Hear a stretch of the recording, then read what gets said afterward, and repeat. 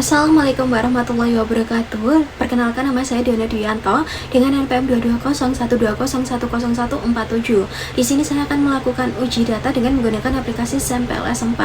Nah, kita langsung aja untuk melakukan uji data.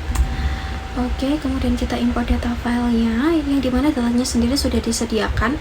Kurang lebih untuk sampelnya sendiri itu ada di 340-an dan akan kita gunakan semua.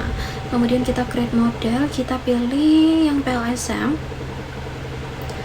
Oke, kita kasih nama juga.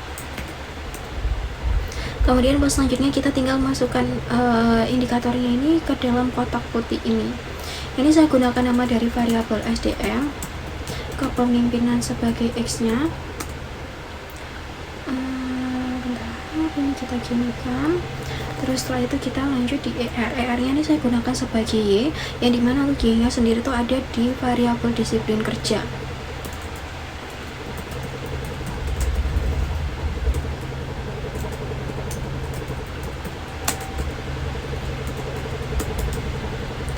Ada di, kemudian ada di OCP nya sendiri tuh saya gunakan sebagai variabel mediasi. Jadi untuk mediasinya sendiri ada di motivasi kerja.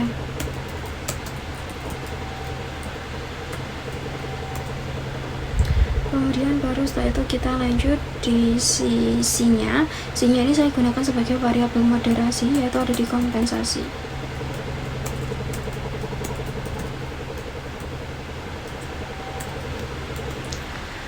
Tinggal kita rapikan dulu, kemudian baru kita connect, yang dimana untuk connectnya sendiri kita sekaligus untuk mencetuskan hipotesisnya. Nah, buat yang pertama itu hipotesis pertama adanya hubungan dari kepemimpinan terhadap disiplin kerja. Hipotesis duanya adanya hubungan dari kepemimpinan terhadap motivasi kerja.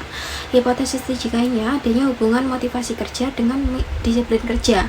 Dan hipotesis empatnya itu motivasi kerja ini apakah dapat memediasi hubungan dari kepemimpinan terhadap disiplin kerjanya. Kemudian kemudian di hipotesis 5-nya itu ada di apakah kompensasi ini dapat memoderasi hubungan dari kepemimpinan terhadap motivasi kerjanya. Dan hipotesis 6-nya apakah kompensasi dapat memoderasi, memperkuat atau memperlama hubungan motivasi kerja terhadap disiplin kerjanya. Oke, jadi setelah itu kita lanjut di calculate, ada di PLS SAM algorithm. Kemudian kita klik start calculation, yang dimana pertama itu kita lihat dari outer loading, yang gunanya untuk mengetahui apakah masing-masing indikator ini sudah merepresentasikan dari variabelnya, yang dimana plus standarnya sendiri itu ada di 0,7. Bisa dilihat ya, ini dari OCB 2 sama juga di L1 nilainya tuh dia di bawah 0,7, sehingga harus kita hapus, sehingga harus kita eliminasi. Cara eliminasi tinggal kita delete aja ya, yaitu ada di ada di TL1 nya. Oke, kita delete, kemudian kita calculate, lanjut di PLS SAM algorithm, kita hitung kembali. Nah, baru setelah itu kita lihat kembali di bagian outer loading-nya. Nah, ini ternyata di DL2-nya dia tuh nilainya berubah ya, jadi di 0,658, sehingga harus kita delete juga nih di DL2-nya. Oke, kalau sudah kita lanjut di calculate, tadi di PLS SAM algorithm kembali ya. Kemudian kita balik lagi cek di bagian outer loading. Nah, ini hasilnya sudah berubah ya, menjadi hijau semua.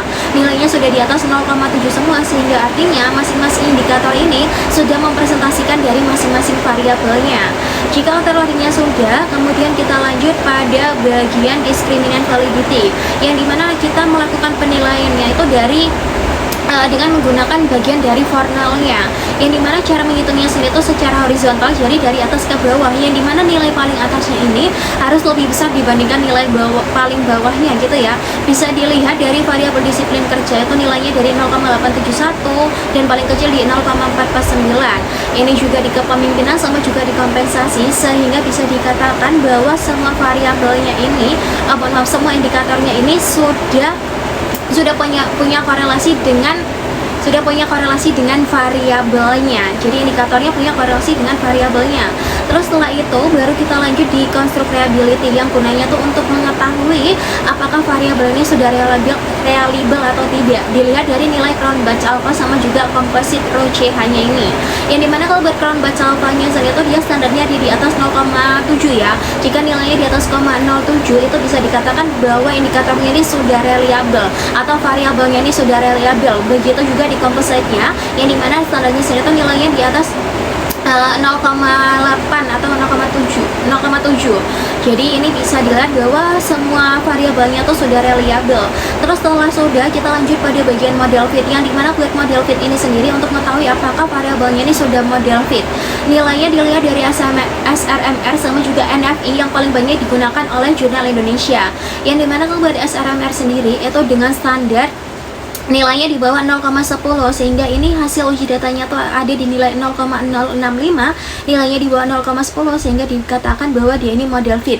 Begitupun NFI-nya. Kalau di NFI-nya sendiri itu standarnya dengan nilainya mendekati 1, itu dikatakan model fit. Ini di nilai 0,754, sehingga dikatakan dia tuh lumayan mendekati atau sedang mendekati dari NFI-nya, sehingga bisa dikatakan bahwa modelnya ini juga sudah model fit. Terus setelah kita lihat di model fit, kita lanjut di R-square-nya. Jadi untuk R-square-nya sendiri itu untuk mengetahui seberapa persen variabel independen ini dapat menjelaskan variabel dependennya. Buat standarnya sendiri itu kalau di R-square nilai 0,25 itu kecil, nilainya di bawah 0,50 itu sedang, nilainya di bawah nilainya di atas 0,25 itu kecil, nilainya di atas 0,50 sedang, nilainya di atas 0,75 itu besar. Bisa dilihat ini dari nilai R-square-nya, dia tuh nilainya 0,421 sama juga di 0,5, sehingga nilainya tuh kategorinya sedang. Yang untuk cara membacanya sendiri itu berarti bahwa disiplin kerja ini dapat dijelaskan sebanyak 42,1% oleh variabel motivasi kerja, kepemimpinan serta kompensasinya. Begitupun motivasi kerja yang dia tuh bisa dijelaskan sebanyak 50,7% oleh variabel kepemimpinan serta juga kompensasi, dan sisanya dijelaskan oleh variabel yang lain yang tidak disebutkan atau tidak digunakan. Kemudian lanjut di A-square. Jadi A-square sendiri itu untuk mengetahui variabel mana sih yang punya pengaruh paling besar. Itu dilihat dari nilai-nilainya ini, yang dimana buat standarnya sendiri nilai di bawah 0,2 itu sangat kecil, nilainya di atas 0,2 kecil, nilainya di atas di bawah 0,15 itu sedang, nilainya di atas 0,35 itu besar. Tapi kalau nilainya di bawah 0,35 juga masuknya kategori sedang. Nah, ini bisa dilihat kepemimpinan terhadap disiplin kerja itu dia nilainya di 0,21, sehingga nilainya kategori sedang. Begitupun terhadap motivasi, ini dia masuknya kecil. Kompensasi terhadap disiplin kerja itu ada di kecil, kemudian kompensasi terhadap motivasi sedang, motivasi kerja terhadap disiplin ini hampir tidak ada, kemudian ini tuh ada di kecil, sama juga kompensasi motivasi kerja ini kecil juga. Jadi seperti itu. Nah, setelah kita melihat R-square-nya, kemudian kita lanjut untuk melakukan uji hipotesisnya. Jadi kalau buat uji hipotesisnya, kita klik di bootstrapping-nya, kemudian langsung aja kita start calculation, tinggal kita tunggu saja.